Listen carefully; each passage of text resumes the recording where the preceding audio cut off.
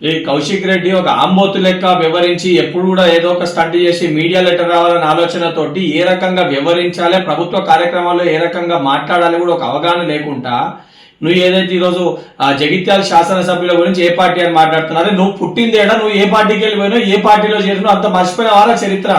ఇవాళేదో మాట్లాడి ఏది పడుతుంది నోటికి వచ్చినట్టు ఆంబోతు లెక్క మాట్లాడుతున్నావు. కనీస అవగాహన లేకుండా, ఆలోచన లేకుండా దళితులని కాంగ్రెస్ పార్టీ మోసం చేసింది అంటున్నావు. అసలు దళితులని మోసం చేసింది బీఆర్ఎస్ పార్టీ.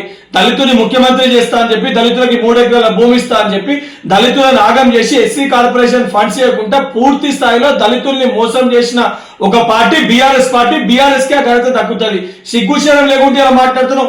ఆఖరికి హుజరాబాద్ ఎన్నికల సమయంలో దళితులకి 2వ విడత దళిత బంధు రావాలంటే నీ ఓట్లేసి గెలిపిస్తేనే దళిత బంధు వస్తుందని చెప్పి మాట్లాడిన ఒక వ్యక్తివి నువ్వు.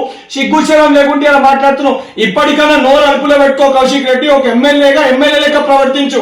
ఒక వీధి రౌడీ లెక్క, గూండా లెక్క, అచ్చొచ్చిన ఆంబోతు లెక్క ప్రవర్తిస్తే రేపు పొద్దున నిన్ను కూడా ఇదే పరిస్థితి, రోడ్ల పైన గుడ్డలు ఒడిసి కొట్టే పరిస్థితి వస్తుంది.